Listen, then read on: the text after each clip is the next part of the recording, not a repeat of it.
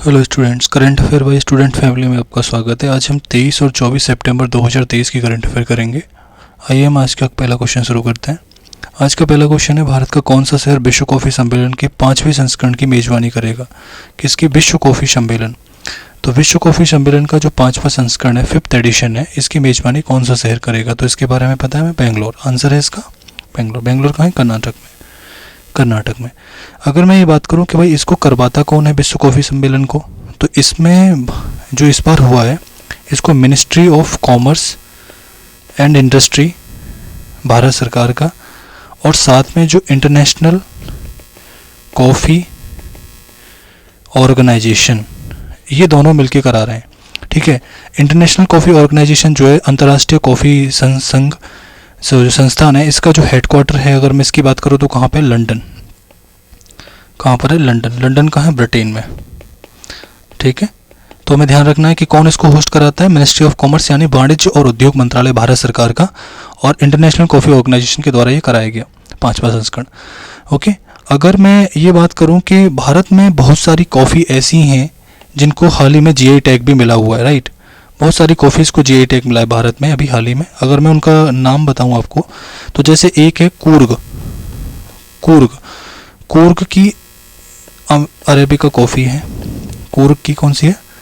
Arabica coffee, इसको GI tag मिला है, और ये बेसिकली कर्नाटक की है। आपको ध्यान रखना है, कूर्ग कहाँ है? कर्नाटक में। तो कर्नाटक की एक जगह है, वहाँ पे कूर्ग की अरेबिका कॉफ़ी को भी मिला है। एक है रोबस्टा कॉफ़ी। किसको? Robusta coffee. अच्छा, रोबस्टा कॉफ़ी कहाँ की है? ये बेसिकली केरल की है। केरल में वायनाड डिस्ट्रिक्ट में पड़ता है। ठीक है। तो इसको भी जीआई टैग मिला हुआ है। एक अरेबिका कॉफ़ी चिकमंगलुरु की भी है। अरेबिका कॉफ़ी कहाँ की? चिकमंगलुरु। और चिकमंगलुरु कहाँ पे? कर्नाटक में। वहाँ उसको भी जीआई टैग मिला हुआ है। एक है बाबा बुडानगिरी कॉफ़ी। कौन सी? बाबा बुडानगिरी कॉफ़ी, इसको भी जीआई टैग मिला हुआ है। और ये कहाँ की कॉफ़ी है अगर आपसे पूछा जाए, तो ये भी कर्नाटक की कॉफ़ी है, इसको भी जीआई टैग मिला हुआ है। तो जो बाबा बुडानगिरी हिल्स है ना, वो कर्नाटक में पाई जाती हैं। तो उन हिल्स के तटीय इलाकों में ये कॉफ़ी की जाती है, तो इसको भी जीआई टैग मिला हुआ है। एक कॉफ़ी हाल ही में और है जिसको जीआई टैग अभी मिला है, वो है अराकू कॉफ़ी। ठीक है। और अराकू कॉफ़ी कहाँ की है जिसको जीआई टैग मिला है? ये बेसिकली आंध्र प्रदेश की है। इसको जीआई टैग मिलने के साथ साथ ना ऑर्गेनिक कॉफ़ी का भी टैग मिला हुआ है। ऑर्गेनिक कॉफ़ी यानी जैविक कॉफ़ी, जो जैविक चीज़ों का उपयोग करके उगाई गई कॉफ़ी, ये बेसिकली आंध्र प्रदेश की कॉफ़ी है। एक हाल ही में एक क्वेश्चन और होता है कि जो ये भारत में कौन इस चीज़ को मैनेज करता है, कॉफ़ी के सिस्टम को, जो भारत में कॉफ़ी हो रही है? तो कॉफ़ी बोर्ड ऑफ इंडिया। इसका क्या नाम है? Coffee board of India. इसका हेडक्वार्टर कहाँ है? कॉफ़ी बोर्ड ऑफ इंडिया का, बोर्ड ऑफ इंडिया। तो कॉफ़ी बोर्ड ऑफ इंडिया का जो हेडक्वार्टर है वो है बेंगलोर में। ठीक है, बेंगलोर पे। और अभी आपको पता होगा कि एक इंडेक्स आया था भारत सरकार का, और उस इंडेक्स का नाम था नेशनल मैन्युफैक्चरिंग इनोवेशन इंडेक्स, यानी भारतीय राष्ट्रीय विनिर्माण नवाचार सूचकांक 2023। इसमें यह था कि जो हम विनिर्माण करते हैं किसी भी गुड्स को, किसी भी ऑब्जेक्ट्स का, जब हम विनिर्माण करते हैं, उसमें नवाचार को सबसे ज़्यादा किसने अपनाया? तो वो था कर्नाटक। उसमें कर्नाटक ने टॉप किया, नंबर 1। आपको ध्यान रखना है, राइट। ओके, आगे चलते हैं नेक्स्ट क्वेश्चन की तरफ। इसका आंसर आपको ध्यान रखना है, इसका आंसर है बेंगलोर। ठीक है, आगे चलते हैं। हाँ, और इसका अगर आपसे पूछो कि थीम क्या है, बेसिकली थीम रह गया। इसका थीम वैसे याद करना ज़रूरी नहीं है, लेकिन फिर भी आप याद रख सकते हो, sustainability through circular economy and regenerative agriculture. लिखना ज़रूरी नहीं है, वैसे लिख देता हूँ, sustainability through THROUGH circular economy. इतना भी आप याद रख लोगे, काफ़ी इकोनॉमी। ठीक है। वैसे इसका थीम पूछा नहीं जाएगा क्योंकि इसमें सिंपल क्वेश्चन बनता है, कहाँ हुआ 5वां सम्मेलन, तो बेंगलोर उसका आंसर होगा। नेक्स्ट क्वेश्चन, आगे बढ़ते हैं। कौन सा भारत का शहर है जहां पहली बार अंतर्राष्ट्रीय एथलीट संघ की 50 किलोमीटर विश्व चैंपियनशिप की मेजबानी करेगी? देखो होगा क्या कि जो अंतर्राष्ट्रीय एथलीट चैंपियनशिप है, विश्व चैंपियनशिप हो रही है अंतर्राष्ट्रीय, तो बेसिकली इसकी 50 किलोमीटर रेस की मेजबानी कौन सा शहर कर रहा है, ये क्वेश्चन है। जो इंटरनेशनल एथलीट गेम्स हो रहे हैं, चैंपियनशिप हो रही है इस बार 2023 में, आज से पूछा जाए क्वेश्चन, ये हो कहाँ रही है? अंतर्राष्ट्रीय एथलीट प्रतियोगिता या चैंपियनशिप 2023 हो कहाँ रही है, उसको होस्ट कर रहा है हंगरी। और हंगरी में भी अगर आपसे पूछे कहाँ, तो बुडापेस्ट उसकी कैपिटल, बुडापेस्ट हंगरी। ये हो रही है यहाँ पे ये हो रही है, ठीक है। लेकिन इसकी जो 50 किलोमीटर की जो रेस है उसके लिए भारत का एक शहर है जहाँ पे ये होगी, तो वो कौन सा शहर है, हैदराबाद, ठीक है। और वर्ल्ड इसको कराता कौन है, ये प्रतियोगिता को कौन कराता है, तो उसका नाम है वर्ल्ड एथलीट, ऑर्गेनाइजेशन का नाम है वर्ल्ड एथलीट, ठीक है। तो विश्व एथलीट, इसका हेडक्वार्टर अगर आपसे पूछा जाए तो कौन सा है, मोनाको में इसका हेडक्वार्टर है, राइट, ओके। और बेसिकली अब हुआ क्या था कि जो इंटरनेशनल एथलीट चैंपियनशिप जो हुई, ठीक है, इसका जो अभी रिजल्ट आ चुका है, भारत ने इसमें सिर्फ एक ही मेडल जीता है पूरे इस चैंपियनशिप में। भारत की तरफ एक ही मेडल आया, वो भी गोल्ड। और वो मेडल किसने जीता अगर आपसे पूछे तो नीरज चोपड़ा ने यहाँ गोल्ड मेडल जीता। बस एक मेडल भारत को मिला इस पूरी प्रतियोगिता में, और वो भी मिला गोल्ड, ठीक है। और हमारा जो रैंक था, देखो किसी भी चैंपियनशिप में रैंक आती है कि पहले नंबर पे सबसे ज़्यादा मेडल जिसने पाए होंगे वो पहले नंबर पे, दूसरे नंबर पे, ऐसे करके। तो भारत का रैंक इसमें था 18वां। और आपसे पूछे पहले नंबर पे कौन था, तो यूएस यानी कि अमेरिका, ठीक है। तो भारत का स्थान इसमें 18वां था और नीरज चोपड़ा को गोल्ड मेडल मिला। तो क्वेश्चन ये पूछा जाएगा कि अंतर्राष्ट्रीय एथलीट चैंपियनशिप 2023 में भारत की तरफ से एकमात्र मेडल किसको मिला, नीरज चोपड़ा को। कौन सा मिला, गोल्ड मेडल। बस इसमें इतना ही याद रखना है, ओके, ठीक है। नेक्स्ट क्वेश्चन आगे बढ़ते हैं। और हाँ, अगर यहाँ देखो भुवनेश्वर के बारे में बताऊँ तो भुवनेश्वर में एक योजना चला रखी है उड़ीसा सरकार ने, उड़ीसा सरकार की एकाम्र योजना है। इसके चारों तरफ एक हब बनाया जाएगा, कल्चरल हब, एकाम क्षेत्र मतलब होता है कल्चरल हब बनाना। तो उड़ीसा सरकार एकाम्र योजना चला रही है जो भुवनेश्वर के चारों ओर, वहाँ पे एक टूरिस्ट हब और एक कल्चरल हब यानी सांस्कृतिक केंद्र बनाया जाएगा उस क्षेत्र को, ठीक है। वो आप ध्यान रख सकते हो, ओके। नेक्स्ट क्वेश्चन आगे बढ़ते हैं। किस मंत्रालय ने उल्लास ऐप, देखो उल्लास ऐप सिंपल है, शिक्षा मंत्रालय की पहल है। उल्लास को अगर मैं इंग्लिश में लिखूं तो उल्लास ऐसे लिखा जाएगा, ये उल्लास है। इसमें काम सिर्फ इतना सा है कि लर्निंग को हम सोसाइटी तक कैसे इम्प्लीमेंट कर सकते हैं, उसकी अंडरस्टैंडिंग को हम कैसे प्रमोट कर सकते हैं, उस पर आधारित ये एप्लीकेशन है, राइट। और ये शिक्षा मंत्रालय की पहल है, ठीक है। और अभी हाल ही में एक समिट हुआ था या एक सेरेमनी थी, उसको बोलते हैं अखिल भारतीय शिक्षा समागम। ये कहाँ पे अभी हुआ था, अगर आपसे क्वेश्चन पूछा जाएगा अखिल भारतीय शिक्षा समागम कहाँ हुआ था, शिक्षा समागम ये होता है भारत मंडपम। और भारत मंडपम कहाँ पर है आपसे पूछा जाए तो प्रगति मैदान। और प्रगति मैदान कहाँ पर है तो आपसे बता देंगे नई दिल्ली, राइट, न्यू दिल्ली, ठीक है। और प्रगति मैदान में ही G20 मीटिंग भी अभी हाल ही में हुई है 2023 की। और 2024 की G20 मीटिंग कहाँ होगी, ब्राज़ील, ठीक है, ओके। और वो एक चीज़ हमें पता होनी चाहिए कि जैसे हम कहते हैं ना कि G20 यहाँ पे लिखा हुआ है, देखो G20 के बारे में लोग समझते हैं कि इसमें 20 देश हैं, इसमें एक्चुअली 20 देश नहीं है, इसमें 19 देश और एक यूरोपियन यूनियन संघ है। अब इस यूरोपियन यूनियन में टोटल 27 देश हैं, तो कुल मिला के आप अगर कैलकुलेट करोगे तो इसमें देशों की संख्या आप कितनी आ रही है, तो इसमें देशों की संख्या आ रही है 46। तो इसमें टोटल देश अगर आपसे एक्चुअल में पूछे तो 46 देश है, ना कि इसमें 20 देश है। इसमें एक EU ऑर्गेनाइजेशन है, यूरोपियन यूनियन, ये ऑर्गेनाइजेशन है। अगर आपसे पूछा जाता है कि EU के अधीन एक संस्था आती है यूरोपियन पार्लियामेंट और एक आता है यूरोपियन कमीशन, तो ये दोनों इसकी बॉडी हैं, ठीक है। तो यूरोपियन पार्लियामेंट और यूरोपियन कमीशन, तो यूरोपियन पार्लियामेंट की जो हेड है इस समय पर उनका नाम है रॉबर्टा मट्सोला, ठीक है, महिला हैं, ओके। आगे बढ़ते हैं नेक्स्ट क्वेश्चन की तरफ, इसके बारे में सिर्फ इतना ही, ओके। हाल ही में किसी राष्ट्रीय मूल्यांकन प्रत्यायन परिषद, ठीक है, इसको क्वेश्चन को ढंग से पढ़ो, राष्ट्रीय मूल्यांकन प्रत्यायन परिषद यानी कि national assessment and accreditation council, इसका काम क्या है, इसका निदेशक बनाया गया है। इसका निदेशक हाल ही में किसको बनाया गया, क्वेश्चन है प्रोफेसर गणेश कन्ना बिरान को इसका निदेशक डायरेक्टर बनाया गया है। इसका काम आप समझिए, ये क्या करती है कि जो हमारी कॉलेज हैं, जो हमारे बड़े बड़े हायर एजुकेशन के जो इंस्टीट्यूट्स हैं, उनमें गुणवत्ता को जांचने का काम है। यानी हायर एजुकेशन इंस्टीट्यूट, चाहे वो आईआईटीज हों, बड़ी बड़ी कॉलेजेस हों, उनमें कैसी इंफ्रास्ट्रक्चर है, उनमें वहाँ पे एजुकेशन कैसी दी जाती है,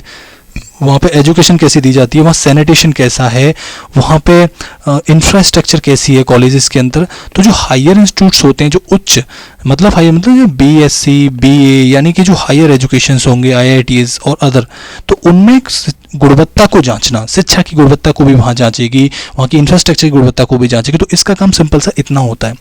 और सिंपल ये आती किसके अधीन है अगर आपसे पूछे, तो ये आती है यूजीसी के अधीन, यूजीसी यूनियन ग्रांट कमीशन, उसके अधीन ये आती है, राइट।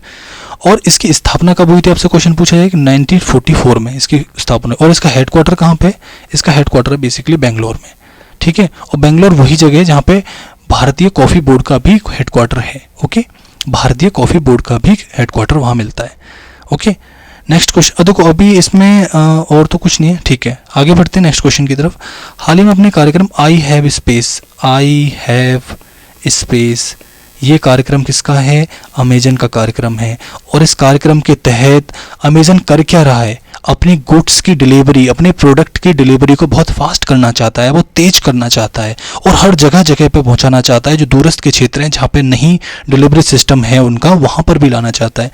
तो अभी हाल ही में उसने क्या किया, डल झील में अपना पहला फ्लोटिंग सोलर, यानी फ्लोटिंग, आप समझो तैरता हुआ एक स्टोर होगा उसका, तैरता हुआ स्टोर जो डिलीवरी करेगा।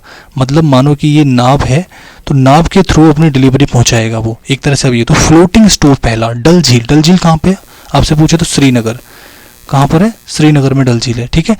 और आपसे एक चीज़ पूछी जा सकती है, जैसे अभी देखो, अब अगर मैं जम्मू कश्मीर के बारे में बात करूँ कि जम्मू कश्मीर में एक नंगा पर्वत है, ठीक है।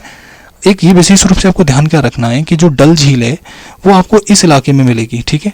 यहाँ पर होगा आपका, ये जो चला जाएगा आगे की तरफ और ये चला जाएगा, ये पीर पंजाल माउंटेन और विरध हिमालय के बीच में पड़ती है लगभग, ठीक है। और आपको एक बात पता होगी कि ये जो क्षेत्र है ये अक्साई चीन का क्षेत्र है, जो चीन ने कब्जा कर रखा है इस क्षेत्र पर, राइट। अक्साई चीन का क्षेत्र है। और ये जो है पाकिस्तान ने इस क्षेत्र पर कब्जा कर रखा है। इधर की साइड में जो क्षेत्र है ये पाक ऑक्यूपाइड कश्मीर है, ठीक है, जो पाकिस्तान ने कब्जा कर रखा है इलीगली, भारत सरकार का है, हमारा ही है ये, लेकिन पाक ने कब्जा कर रखा है और इधर चाइना ने कब्जा कर रखा है, ठीक है। और यहाँ पे सियाचिन ग्लेशियर पड़ता है, आपको ध्यान रखना। और यहाँ से सिंधु नदी जाती है और इधर से निकलती हुई पाकिस्तान की तरफ और जाके अरेबियन सी में गिर जाती है, ठीक है, ओके। अगर हम आगे बढ़ते हैं, नेक्स्ट देखते हैं, अगर जम्मू कश्मीर के बारे में हम देखें थोड़ा सा, तो देखो जम्मू कश्मीर जैसे लद्दाख रेंज है, जास्कर रेंज है, और ये जो ग्रेट हिमालयन रेंज आप देख पा रहे हैं ना, ये, और तो यहाँ इस जगह पर लगभग यहाँ डल झील है, ये पीर पंजाल रेंज है और ये ग्रेटर हिमालयन रेंज। अब यहाँ पे देखिए, एक्चुअली मैं आपको दिखाता हूँ, एक सेकेंड। बेसिकली जैसे जो ये ग्रेटर हिमालय आप देख रहे हैं, ये वाली जो रेंज है और ये जो पीर पंजाल रेंज है, यहाँ पर लगभग पड़ती है आपकी। तो आपको क्रम इनका हमेशा ध्यान रखना है। लद्दाख पहले आती है, लद्दाख, जास्कर, उसके बाद में कौन सी आएगी, लद्दाख, जास्कर, फिर कराकोरम। सबसे पहले आएगी कराकोरम, फिर लद्दाख, फिर जास्कर। सबसे पहले आती है कराकोरम यहाँ, ठीक है, फिर लद्दाख, जास्कर, इस तरह से आती है। उसके बाद ग्रेटर हिमालय, पीर पंजाल, धौलाधर, शिवालिक, ये फिर ऐसे क्रम आता है, ठीक है। धौलाधर, शिवालिक, शिवालिक सबसे लोएस्ट हिल्स है, राइट, ओके। आगे बढ़ते हैं नेक्स्ट क्वेश्चन की तरफ। महाराष्ट्र सरकार ने अपना पहला उद्योग रत्न पुरस्कार किसको दिया? देखो बहुत सारी सरकारें ऐसा काम करके दिखा रही हैं। जैसे अभी असम सरकार जो थी, असम सरकार ने क्या किया था अभी हाल ही में, कि जो रतन टाटा जी को इन्होंने भी दिया है, रतन टाटा इसका आंसर है, उद्योग रत्न पुरस्कार महाराष्ट्र सरकार ने अपना पहला प्रारंभ किया, खुद का बनाया। ऐसी असम सरकार ने भी बनाया था, असम वैभव नाम था उसका। उन्होंने किसको दिया था? वो भी उद्योग रत्न पुरस्कार था। तो हर राज्य सरकार ऐसा कर रही है उद्योगों को अपने यहाँ बढ़ावा देने के लिए। तो रतन टाटा इसका आंसर है, पहला उद्योग रत्न पुरस्कार महाराष्ट्र सरकार ने, एकनाथ शिंदे इसके यहाँ पे मुख्यमंत्री हैं और ये सरकार ने इनको रतन टाटा को दिया है। देखो एक चीज़ अभी महाराष्ट्र में और फेमस वो हुई थी, न्यूज़ में आई थी कि महाराष्ट्र में अभी जगह डिसाइड नहीं है, लेकिन 13,000 करोड़ रुपए का इन्वेस्टमेंट कर रही है टाटा ग्रुप। और टाटा ग्रुप आपसे पूछे किस लिए कर रही है भाई टाटा ग्रुप इन्वेस्टमेंट? वो चाहती है लिथियम आयन की बैटरी बनाए, लिथियम आयन की बैटरी बनाना चाहती है यहाँ पे, राइट। और एक माइक्रोन कंपनी है अमेरिका की, ठीक है, ये यूएस की कंपनी है और इसने भी यहाँ पे इन्वेस्टमेंट किया है, बहुत बड़ा इन्वेस्टमेंट है इनका भी। और ये सानंद में, सानंद आपसे पूछे कि सानंद कहाँ पर है? ये गुजरात में। तो सानंद गुजरात में ये भी लिथियम आयन की बैटरी बनाएंगे, राइट। इसके बारे में आप ध्यान रख सकते हो। और अगर मैं इसके बारे में आपको और कुछ बताऊं तो रोशनी नडर, रतन टाटा, मुकेश अंबानी, आपको पता ही है कि रिलायंस ग्रुप के ये मालिक हैं जो हैं। ओके, नेक्स्ट क्वेश्चन की तरफ बढ़ते हैं हम आगे। नेक्स्ट क्वेश्चन है, भारत और किस देश ने इंडिया स्टैक को साझा करने के लिए एक समझौता ज्ञापन पर हस्ताक्षरित किया है? देखो, हमें यहाँ समझना ही है कि इंडिया स्टैक एक्चुअली है क्या। जो ये शब्द है इंडिया स्टैक, तो इसको समझने के लिए आपको क्या देखना है? देखो, हम जानते हैं कि भारत में QR कोड है, भारत पे, ठीक है, QR कोड है, हमारे यहाँ UPI है, हमारे यहाँ eKYC सिस्टम है, आधार पेमेंट, आधार है हमारे यहाँ पर, आधार है। तो ये सारी चीज़ें जो है ना वो इंडिया स्टैक का हिस्सा हैं।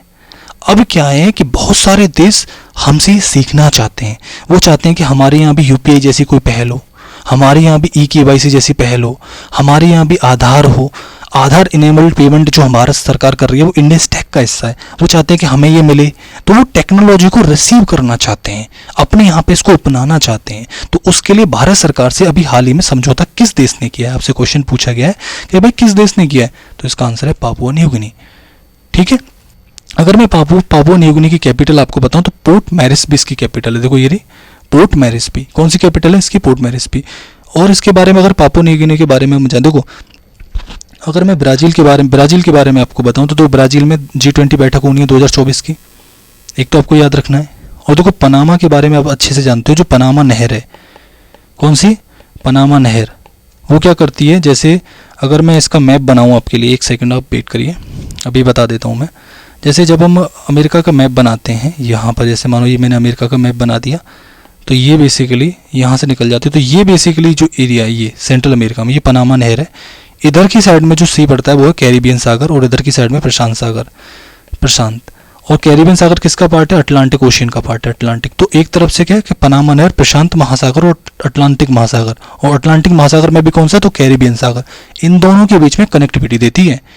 क्या देती है? Connectivity, right. इसके बारे में सिर्फ नहीं, अगर हम पापुआ न्यू गिनी के बारे में और जानते हैं, देखो पापुआ न्यू गिनी में एक रेंज पाई जाती है, और एक सबसे इंपॉर्टेंट चीज यहाँ पे जो माउंट विल्हम है, ये बहुत इंपॉर्टेंट, कई बार परीक्षा में आया कि माउंट विलियम कहाँ पाया जाता है। तो माउंट विलहेल्म कहाँ पाया जाता है? आपको ध्यान रखना है भाई, ये पाया जाता है पापुआ न्यू गिनी में। ठीक है, और इसके अलावा एक्चुअली हमें पता होना चाहिए कि जो पापुआ न्यू गिनी और यहाँ पे ये ऑस्ट्रेलिया के बीच में एक स्ट्रेट पाई जाती है, उस स्ट्रेट का नाम है टोरस स्ट्रेट। कौन सी स्ट्रेट? उस स्ट्रेट का नाम है टोरस स्ट्रेट। अब एक जल संधि दो स्थल खंडों को अलग करेगी, तो दो जल खंडों को आपस में जोड़ेगी भी। तो हमें ये ध्यान रखना है कि ये कौन सा सागर है भाई? ये अराफुरा सी, अराफुरा। अगर मैं इंग्लिश में लिखूं तो अराफुरा। तो अराफुरा सागर और कोरल सागर को ये आपस में जोड़ती है।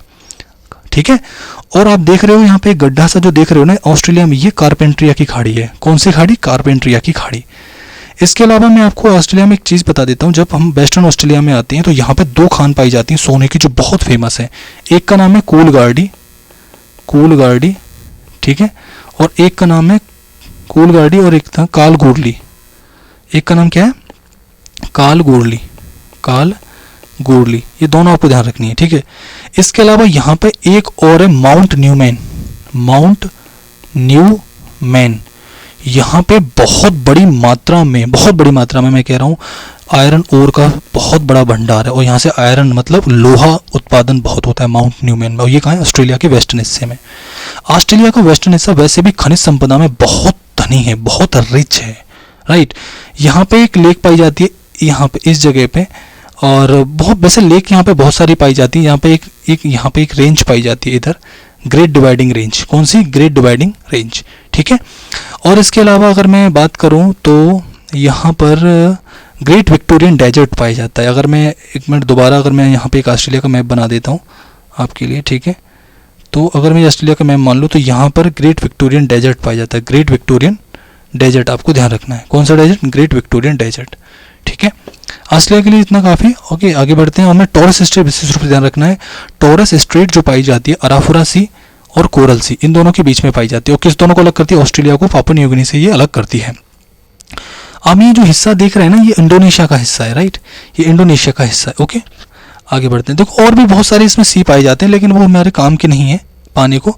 अभी हाल ही में एक चीज़ और हुई थी कि देखो अभी अमेरिका क्या कर रहा है, जैसे चाइना बेसिकली अलग अलग जगह पे लोगों की क्या करता है, चाइना की ना मैं नीति बताता हूँ आपको, वो क्या करता है कि देशों को कर्ज देता है, लोन देता है। अब वो लोन में डूब जाते हैं तो उनसे कहता है कि चलो अपने यहाँ की कोई हमें जगह दे दो, वहाँ पे मिलिट्री अड्डा खोल देंगे। तो चाइना लोन में पहले डुबाता है कंट्रीज को, उसके बाद में वहाँ से जगह मांगता है अपनी, जैसे श्रीलंका के साथ किया उसने।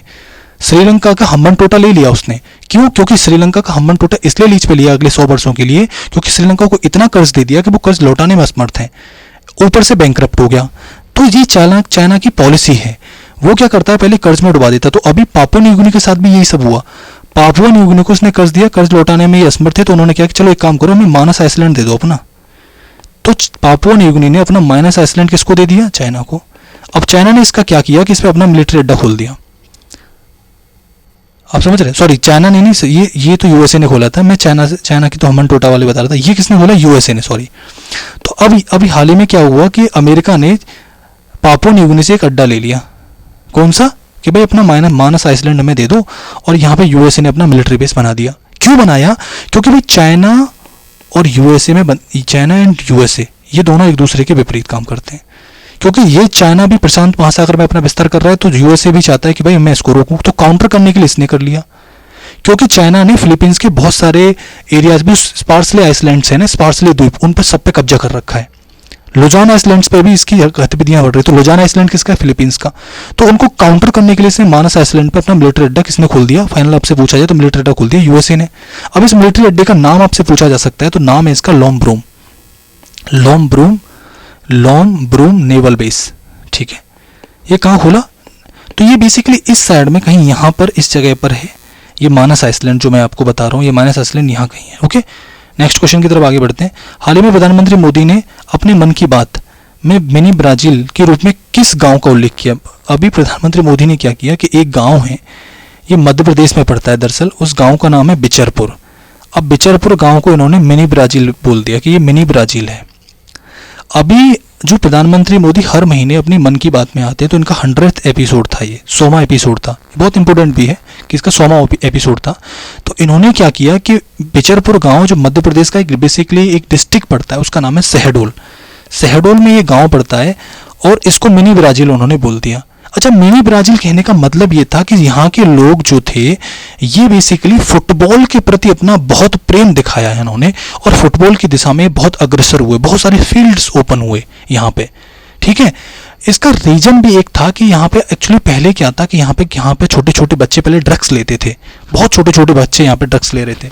अभी हुआ क्या कि ड्रग्स जो बच्चे ले रहे थे, इनको सुधारने का काम एक व्यक्ति का था, और वो पहले पूर्व फुटबॉल प्लेयर थे हमारे, एक फुटबॉल प्लेयर थे हमारे पहले पूर्व।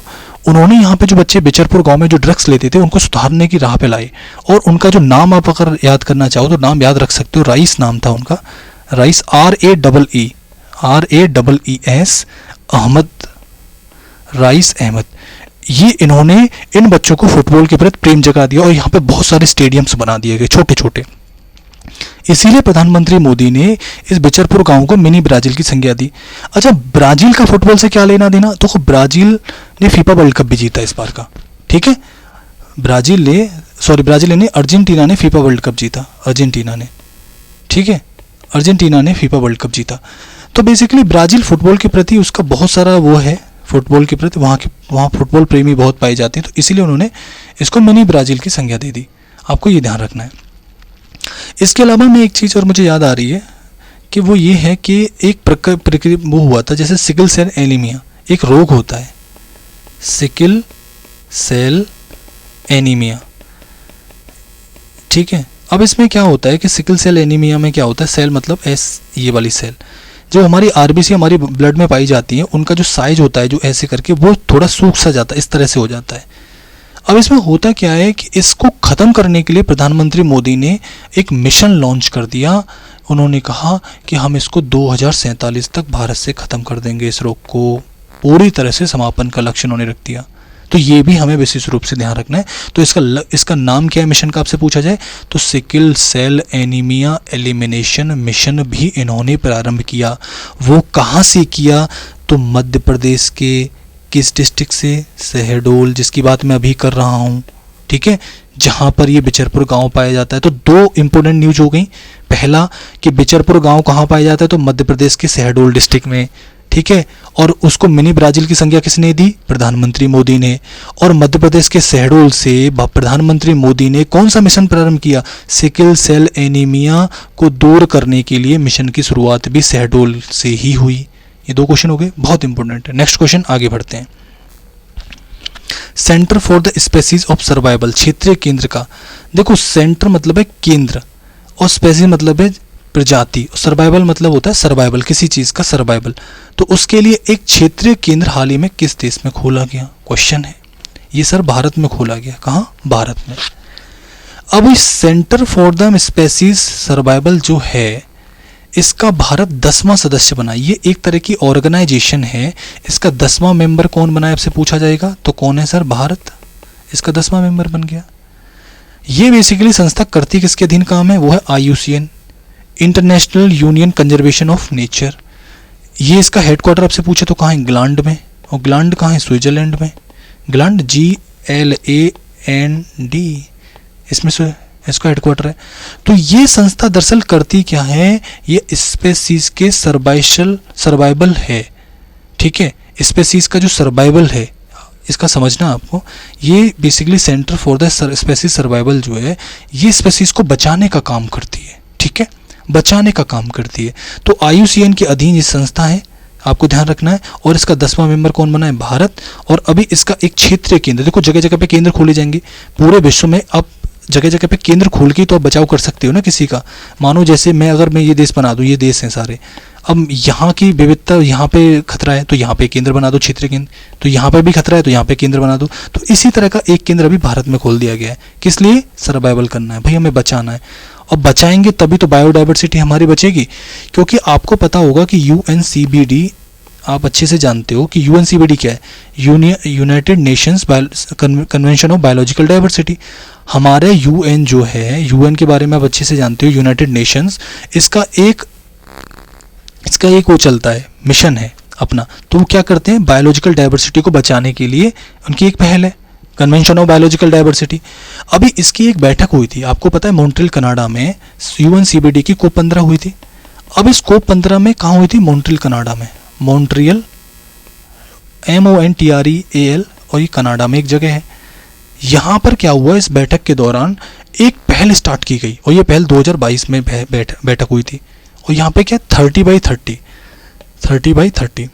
इस पहल से होना क्या कि हमें 2030 तक पृथ्वी की 30% भूमि को बचाना है, सेव करना है, रेस्टोर करना है, पुनर्विकसित करना है।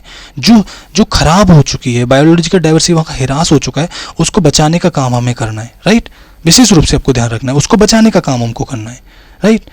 इसके बारे में आपको ये ध्यान रखना है, ओके। ये पहल अभी UNCBD की जो COP 16 होनी है, अभी होनी तो वैसे डेट आ तो गई थी कि कहाँ होनी है, लेकिन होनी पहले सऊदी अरब में थी, बट वहाँ में होनी थी, टर्की में होनी थी, बट टर्की इससे क्विट कर गया है क्योंकि वहाँ भूकंप बहुत ज़्यादा आ रहे हैं। तो अभी आगे कहाँ होनी है, अभी इसकी अगली बता देंगे। अभी कोई फिक्स डेट नहीं आई है और फिक्स कमेंडेबल जगह नहीं है जहाँ होनी है, बट आगे बता दूंगा मैं कहाँ होगी बेसिकली, राइट। आगे क्वेश्चन नेक्स्ट पढ़ते हैं। कौन वित्तीय वर्ष 2022-23 के लिए देश की सबसे बड़ी PSU, पब्लिक सर्विस यूनिट, यानी कि सरकारी कंपनी, ठीक है, रिफाइनरी बन गई है सबसे बड़ी देश की रिफाइनरी 2022-23 के लिए। तो उसका नाम आपसे पूछा है कि सिर्फ कि 2022-23 में सबसे बड़ी रिफाइनरी कौन सी बनी है, ओके। तो इसका नाम है मैंगलोर रिफाइनरी, बेंगलोर में है, ओके। इसका नाम याद रखना है, इसके अलावा आपको कुछ याद रखने की इसमें जरूरत नहीं है, ठीक है। कर्नाटका में, ओके। नेक्स्ट क्वेश्चन आगे बढ़ते हैं। किस राज्य में बेनी सागर पुरातात्विक स्थल, एक स्थल है बेनी सागर, एक जगह है, ये एक आर्कोलॉजिकल साइट है, हमारी पुरातात्विक साइट है। आपसे पूछा गया है एक्चुअली है कहाँ पे, तो ये सर झारखंड में। और झारखंड में कहाँ है? एक जगह है, वेस्ट सिंहभूम डिस्ट्रिक्ट आता है, वेस्ट सिंहभूम डिस्ट्रिक्ट, वहाँ पर ये पड़ती है, ठीक है।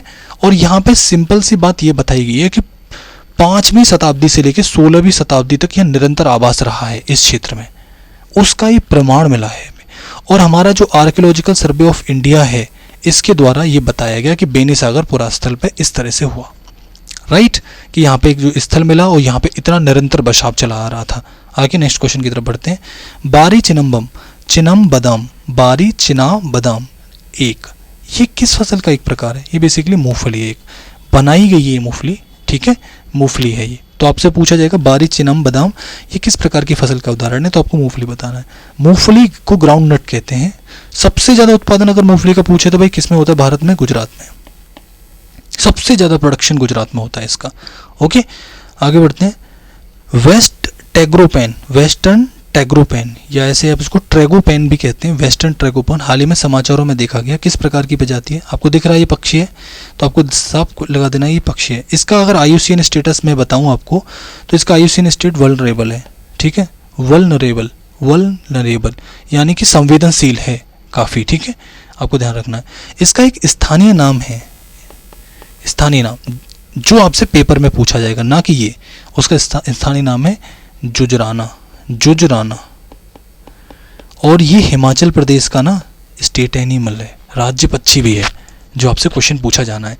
अच्छा, न्यूज़ में क्यों आया, इसका एक रीज़न ये था कि ये ना बहुत खतरे में आ गया है अभी। इसका ना हंटिंग होने लग गया है हिमाचल प्रदेश में, इसको शिकार करने लग गए लोग, तो इस वजह से न्यूज़ में आया था। तो अब हिमाचल प्रदेश की सरकार क्या है, इसको बचाने के लिए वहाँ पे थोड़ा इसको बचाने के लिए बहुत सारे कंजर्वेशन प्लान स्टार्ट कर रही है, तो इस वजह से न्यूज़ में आया था। नेक्स्ट क्वेश्चन आगे बढ़ते हैं। देखो, दूरसंचार विभाग के सचिव पूछें कि भाई अतिरिक्त विभाग किसको दिया गया, तो अपूर्वा चंदा इसका आंसर है। इसको देखो, किसी भी सचिव का जो पद होता है, किसी भी IAS अधिकारी के लिए उच्चतम पद होता है IAS अधिकारी के लिए, ठीक है, प्रमोशन का, तो अपूर्वा चंदा को बनाया गया दूरसंचार विभाग का। डिपार्टमेंट ऑफ टेलीकॉम किसके अधीन आता है आपसे पूछा जाए, तो मिनिस्ट्री ऑफ कम्युनिकेशन के अधीन आता है। ठीक है, आगे बढ़ते हैं। नेक्स्ट क्वेश्चन देखो, ये कुछ रचनाएं हैं मैंने लिख दी हैं, ये प्राचीन रचनाएं हैं सारी, हर बार कोई ना कोई एक एग्जाम में पूछी जाती है। जैसे कल्हड़ की कौन सी पूछी जाती है, राजतरंगिणी। विल्हन की विक्रमा देवो चरित्र, ये 2 क्वेश्चन है। जयदेव गीत गोविंद रचनाएं इनकी। और मैं आपको बताता हूँ जयचंद्र हम्मीर महाकाव्य, जो क्वेश्चन आ चुके हैं मैं वो बता रहा हूँ आपको। और अगर मैं सोमदेव की बात करूँ तो ललित विग्रहराज, ये क्वेश्चन आया था। और UPPCS में ये क्वेश्चन इस बार पूछा गया, जैसे चंद्रमर्दाई क्वेश्चन, पृथ्वीराज रासो। ठीक है, ऐसी राजशेखर की याद रखो, कर्पूर मंजरी क्वेश्चन आया था UPPCS में। बहुत सारे क्वेश्चन है और कोई ना कोई क्वेश्चन हर बार इसमें किसी न किसी एग्जाम में आ जाता है।